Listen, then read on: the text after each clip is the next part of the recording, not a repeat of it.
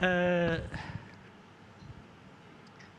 ejo bundi nabonye ibintu bya za social media n'iki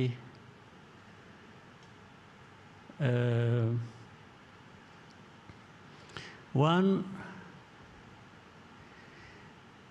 nabonye bavuga ko yewe ntegura umukobwa wanjye kuzayobora igihugu ariko jye uwanteguye ninde mbanze mbabaze rero hanyuma ariko ndababwira n'ibindi yewe wanteguye ninde ntabwo nateguwe na data ntabwo nateguwe na ni mwebwe kwanza mpora nababwira mwagezaho mukansezerera ngewe ko nanjye ariko singiye kuvuga ngo nanjye nkaba nkamwe oya ntabwo nzaba nkamwe ndabyanze rwose ibyo ngibyo ntabwo nzaba nkamwe nzabaho uko ndiho uko nshaka ni kuba kubi kube kubi ni kuba kwiza ubwo nibiba bibi nzabyishyura niba byiza nzabyishyura so ibyo ariko nabitwaye layitiri ariko kubera ko bindeba ndavuga nti reka nzabikoreho komenti gusa mu bantu mbe mbirangije ariko ikindi hari igihe ari umuryango wanjye ari abana banjye ni abanyarwanda nk'abandi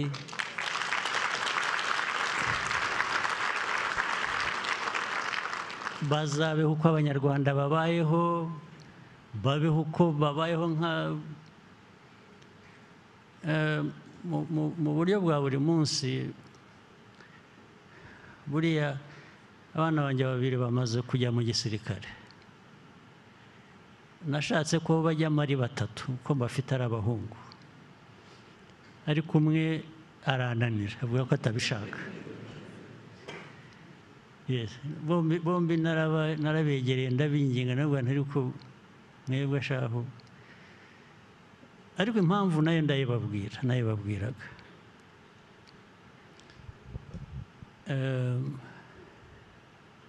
mbaganirira amateka y'ibintu twanyuzemo n'abandi bose bakiri batoya n'iki gihugu cyacu ntabwo ariko mwebwe uruhare rwanyu ruzaba uruhe maze nkahora nibuka hari amateka nibuka y'umubyeyi umwe wazanyakivara ahantu muri ankore abanyarwanda babaga umusaza yohereje abana be 4 baza ku rugamba bose bagwa ku rugamba hanyuma baje kumubikira abana be ahamagara uwa 5 wari usigaye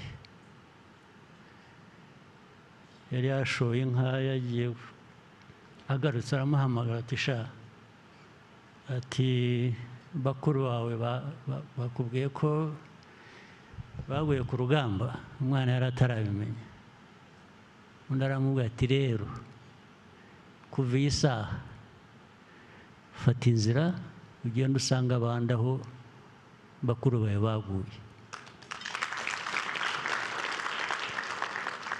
iyo sitore ndayibuka iteka iza mu mutwe ubwo rero nabwiraga aba bana banjye ndababwira ariko mwebwe aya mateka yose mpora mbabwira n'iki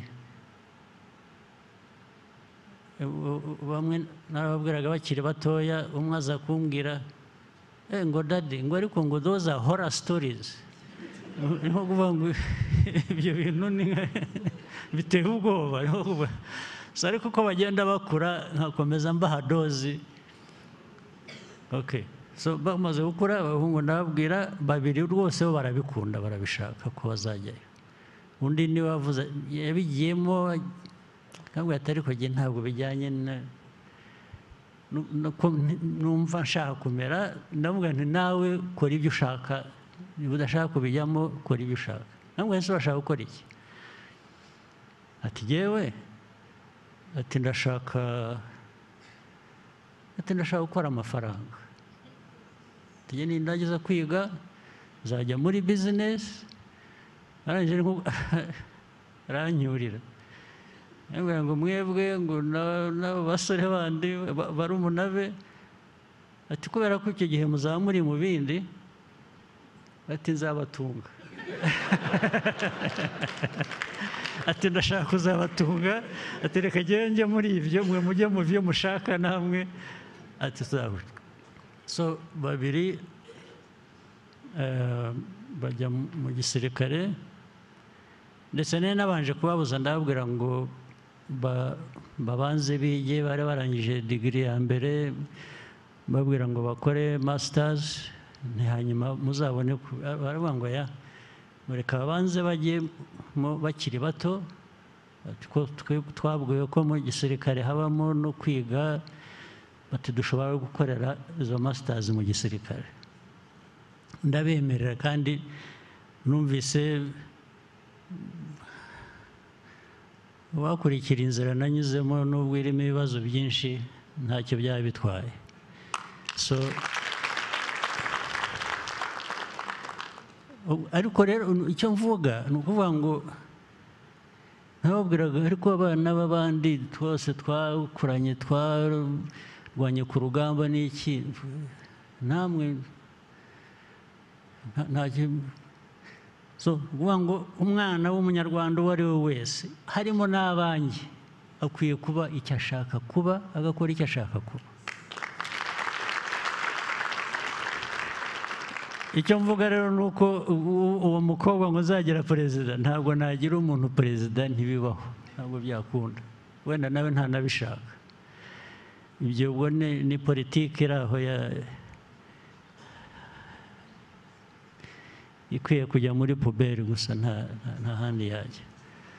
So nagira ngo ngende nsoza mbabwira ko dukwiye kuba dufite politiki ifite purpose, ifite vision, ifite commitment, ariko n'abantu batubonamo, natwe tubonanamo, nka kureba nkabonamo ukandeba ukayimbonamo, bikareka byo kuba kubeshyana ntaho bigera. Intambara zindi za buri munsi ndizera ko Nduhungirehe yaba yazibabwiye ibya Kongo hakurya aha n'iby'iki, ntabwo babibanyuriyemo. Hari icyo utavuze nababwira, hari icyo wumva wasize inyuma nabanyuriramo.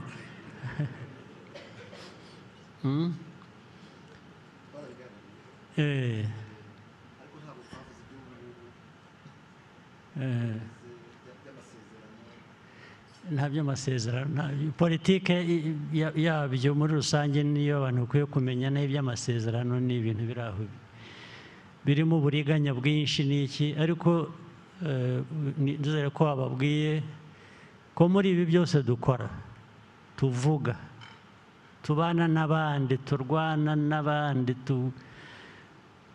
twaciye umurongo kera uvuga ngo igihungabanya u Rwanda cyo ntabwo twakihanganira.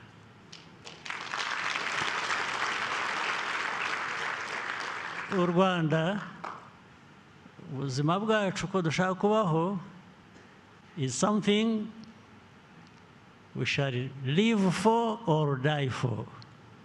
So there are no two ways about it. Ibindi reka nzabivuga ubundi, muzongere mugire indi nama vuba bidatinze cyane.